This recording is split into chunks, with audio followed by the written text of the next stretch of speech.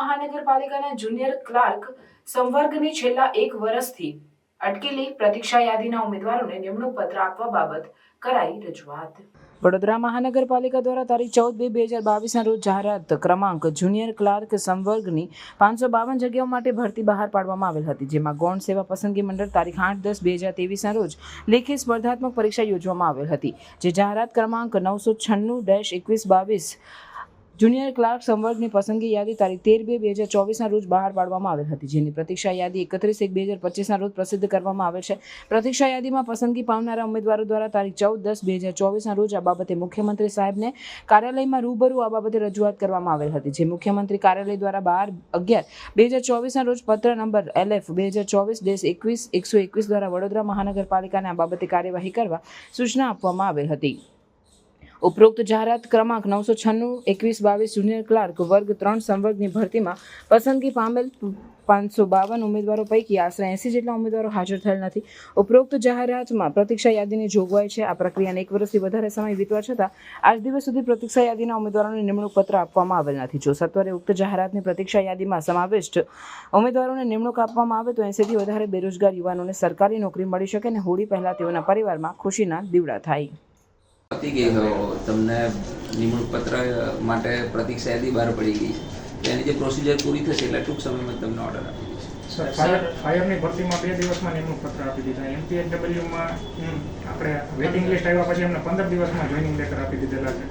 અમારી જ અટકેલી છે। એન્જિનિયરમાં બી સાહેબ 15 દિવસમાં એ લોકો આપી દીધા, તો અમારે 45 દિવસ થઈ ગયા સાહેબ। ડોક્યુમેન્ટ બધું થઈને સાહેબ 45 દિવસ। ડોક્યુમેન્ટ વેરિફિકેશનના 84 દિવસ પછી એટલે કે 31 જાન્યુઆરીના રોજ ફાઇનલ લિસ્ટ આપવામાં આવ્યું અને આજે એના 45 દિવસ એટલે કે 17 માર્ચ થઈ છે, 45 દિવસ તેમ છતાં હજી સુધી નિમણૂક પત્ર આપવામાં આવેલ નથી સાહેબ। નહીં, આપની રજૂઆત મેં સાંભળી લીધી, પણ હવે તમારે એકલો રાહ નહીં જોઈ પડે, ટૂંક સમયમાં તમને મળી જશે। ટૂંક સમયમાં જ અમારી પરિસ્થિતિ ટૂંક સમયે સાંભળીએ સાહેબ।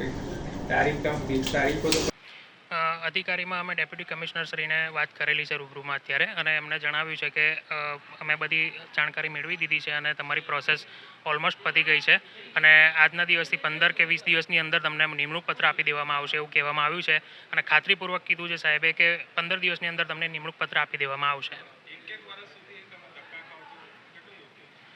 બિલકુલ યોગ્ય નથી। 1 વર્ષ સુધી અમે છેલ્લા 1 વર્ષથી લગભગ ઘણીવાર રૂબરૂમાં અને ટેલિફોનિક વાતચીત દ્વારા અમે લોકોએ સંપર્ક કરવાનો પ્રયાસ કર્યો છે અને અમને જવાબ મળ્યા પણ છે, પણ જવાબમાં એવું છે કે પ્રોસેસ ચાલુ છે, 15 થી 20 દિવસમાં તમારું કામ થઈ જશે અને આજ દિન સુધી અમને લોકોને એ જ વસ્તુ કહેવામાં આવી છે અને આજે પણ એ જ કીધું છે। પણ તેમ છતાંય જો સાહેબશ્રીએ કીધું છે, ન્યૂઝને બધાની સામે તમને કીધું છે અમને, તો આશા છે કે 15 દિવસની અંદર અમારું નિરાકરણ આવી અને નિમણૂક પત્ર અમને આપવામાં આવે। હા, ફાયરના 10 તારીખે ફાઇનલ લિસ્ટ આપવામાં આવ્યું હતું અને 12 તારીખના રોજ અમને હાજર કરી નિમણૂક પત્ર આપવામાં આવે 2 દિવસની અંદર। તો અમારા તો આજે 45થી વધુ દિવસ થઈ ગયા છે। 31 જાન્યુઆરીએ અમારું ફાઇનલ લિસ્ટ આપવામાં આવ્યું હતું અને હજી સુધી અમને લોકોને નિમણૂક પત્ર આપવામાં આવેલ નથી।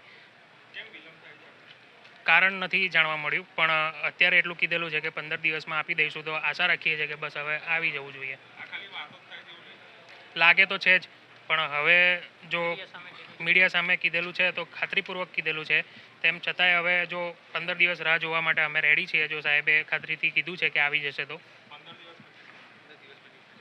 15 દિવસ પછી ફરીથી અમે લોકો રજૂઆત કરવા અહીંયા ગાડી આવીશું। માંગ તો સાહેબ એવી હતી કે જે નિમણૂક પત્ર આ લોકોએ અટકાવી રાખ્યા છે છેલ્લા 5-5.5 મહિનાથી, બરાબર છે, એ નિમણૂક પત્ર જલ્દીથી આપવામાં આવે। ટોટલ 80 બેરોજગાર છોકરાઓ છે, છેલ્લા 1 વર્ષથી બેસી રહ્યા છે સાહેબ, અને ડોક્યુમેન્ટ વેરિફિકેશન પછી પણ 5 મહિનાથી એ લોકો રાહ જોઈને બેઠા છે કે આજે નિમણૂક પત્ર મળશે, આજે નિમણૂક પત્ર મળશે, પણ હજી સુધી નિમણૂક પત્ર મળતા નથી। એટલા માટે આજે અમે કમિશનર સાહેબ અને ડેપ્યુટી કમિશનર સાહેબને મળવા આવ્યા હતા, પણ કમિશનર સાહેબ આજે હાજર નથી, એટલે ડેપ્યુટી કમિશનર સાહેબને મળ્યા તો એમને એવું કીધું છે કે આ બાબતની અમને જાણ છે અને તમને 15 થી 20 દિવસની અંદર આ બાબતનું અમે નિરાકરણ લાવીને તમને નિમણૂક પત્ર આપી દઈશું, એવું એમને કહેવામાં આવ્યું છે।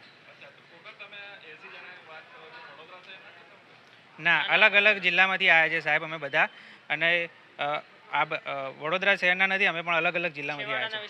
400 કિલોમીટર દૂરથી અમે આવીએ છીએ। હા સાહેબ, મારું નામ છે ચિન્મય પરમાર।